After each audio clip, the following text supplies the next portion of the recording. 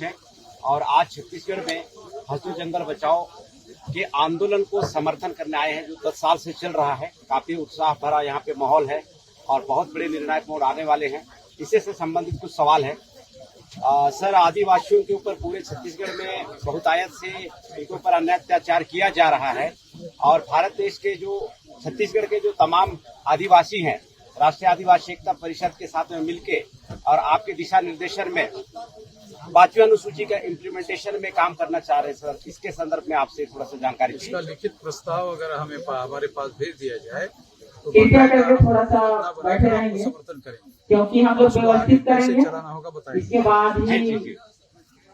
Sir, अभी जैसे आपके माध्यम से पूरे भारत देश में ईवीएम के मुद्दे को लेकर देशव्यापी जन आंदोलन शुरू हो चुका है सर। तो अभी लोकसभा का चुनाव 1-2 महीने के बाद में होने वाला है। आप ईवीएम के मुद्दे के संदर्भ में हमारे छत्तीसगढ़ के तमाम जो साथी लोग हैं, दर्शक लोग हैं, जो आपके नेशनल इंटरनेशनल में हैं, उनके माध्यम से उनके लिए आप क्या संदेश देना चाहेंगे? चुनाव आयोग ईवीएम को बदलकर बैलेट पेपर पर अगर चुनाव नहीं लाता है तो हम आने वाले चुनाव में उसके लिए ईवीएम मशीन फोड़ने के लिए 15 लाख कमेटियां बना रहे हैं। तो हर बूथ पर हम ईवीएम मशीन फोड़ेंगे। जी। क्योंकि वो संविधान के विरोध में काम कर रहे हैं। तो हम लोग इस वजह से हमारे वोटों की चोरी होगी। वोटों की चोरी करके जो लोग सरकार लाना चाहते हैं हम उनको रोकेंगे। जी। और सर, आप जैसे अभी हमने यहाँ पे आपको सुना कि 2030 में जो व्यवस्था परिवर्तन को जो बदलाव होना होगा, इस टाइप का जो आपके माध्यम से यहाँ पे सुनने को मिला, ये जो व्यवस्था परिवर्तन की लड़ाई पूरे भारत में बड़ी जोर शोर से दिख रही है। मुझे ऐसा लग रहा है सर, ये 2030 तक नहीं जाएगा, बल्कि ऐसा लगता है कि ये 25-26 में हो जाएगा इस टाइप का। ठीक है, आपका उत्साह है, मगर हम लोगों को सारे देश के SC, ST, OBC माइनॉरिटी के लोगों को साथ में लेकर करना है। तो इस वजह से मैं कह रहा हूँ कि लोगों को साथ में लेकर ये आंदोलन करेंगे, ताकि ये आंदोलन नहीं रहना चाहिए, ये जन आंदोलन होना चाहिए सर। कोई इनके समर्थन में नहीं रहना चाहिए। जी।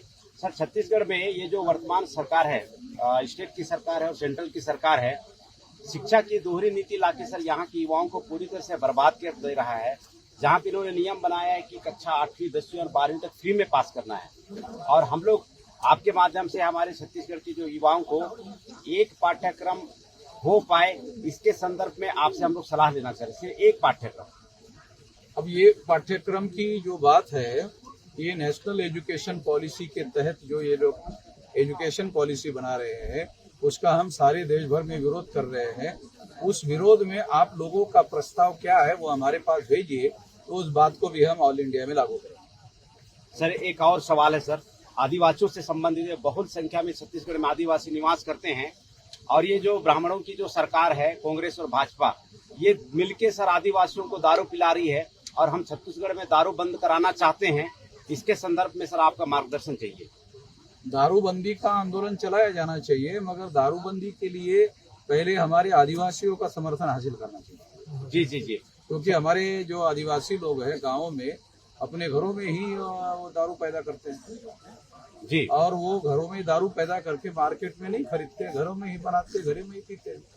तो उनका हजारों सालों का ये चल रहा है। तो इसके लिए इसके बारे में जब तक आदिवासी लोगों का समर्थन हम लोगों को नहीं मिलेगा, तब तक ये इशू लेना ठीक नहीं है। जी। क्योंकि हमारे लोगों का समर्थन लेना पड़ेगा। अब उनका हजारों सालों का परंपरागत है, वो खुद बनाते, वो मार्केट से नहीं लेते। आपको क्या है, मार्केट से मोदी की दारू पीते हैं आदिवासी? नहीं, मोदी की दारू नहीं पीते। आदिवासी तो अपनी ही दारू बनाते हैं, अपनी दारू पीते हैं। महुआ का हाँ, वो काहे की बनाते हैं वो तो उनको मालूम है। सर, ये हसदेव एक चीज की थोड़ी बनाते हो, कई चीजें, उसमें महुआ एक चीज है। सर, हसदेव जंगल बचाओ के समर्थन में सर आप सरकार को, छत्तीसगढ़ की सरकार को 10 दिन का अल्टीमेटम दिए हैं और 10 दिन में आपके डर के वजह से बंद हो जाना चाहिए, क्योंकि डरते बहुत ज्यादा हैं आपको। अगर बाई द वे 10 दिन के बाद में ये जो सरकार है सर, अगर ये ऐसा नहीं करती है तो अगला जो एक्शन है सर, वो देखो, पहले तो 22 राज्यों की जो आदिवासी क्षेत्र है ऑल इंडिया में जी, तो ये लोग अभी चुनाव में तो वहाँ प्रचार के लिए जाएंगे, तो उस इलाके में घुसने नहीं देंगे, बंदी कर देंगे। जी। आदिवासी इलाकों में इनकी गाड़ियां घुसेगी नहीं। घुसने नहीं देंगे। जी जी। अभी जैसे फॉर एग्जांपल है आदिवासी का मुख्यमंत्री उन्होंने बनाया, हाँ। तो आदिवासी ने जूते मारा। अब जब मुख्यमंत्री को जूते मारा तो फिर तो और कौन बच गया? कोई नहीं बचा। मुख्यमंत्री से बड़ा तो कोई छत्तीसगढ़ में है नहीं। जी। वो तो मोदी को मैसेज गया होगा, साला मेरे पास भी ऐसा तो नहीं गया, ऐसा मैसेज गया उधर। उन्होंने आदिवासी ने आदिवासियों को नहीं छोड़ा, तो मेरे को मैसेज छोड़ा। सर, मुख्यमंत्री विष्णुदेव साय और कथावाचक धीरेन्द्र शास्त्री के ऊपर सर फुलपुरी में 9 तारीख को FIR करने की सूचना दर्ज की गई है और इन्होंने गैर संवैधानिक तरीके से सर आर्टिकल 25 का वायलेंस किया गया था और ये भारत मुक्ति मोर्चा के बैनर पे हुआ है और इस लड़ाई को छत्तीसगढ़ के जो मूल निवासी हैं लड़ना चाहते हैं। इस संदर्भ में सर आपकी राय जानना छत्तीसगढ़ के लोगों को जो भी मदद चाहिए मैं हम करेंगे जी। कानूनी मदद है, आंदोलन की मदद है, जो भी चाहिए जी हाई कोर्ट सुप्रीम कोर्ट में केस करना है जी हम लोग करेंगे। जी जी जी। तो मुझे वकील को पैसा नहीं देना पड़ता, मैं तो वकील से चंदा लेता हूँ। वकील मेरे से पैसा नहीं लेता, मैं वकील को दूसरी 10 केस दे देता हूँ। एक केस मुफ्त में लड़ने के लिए बोलता हूँ।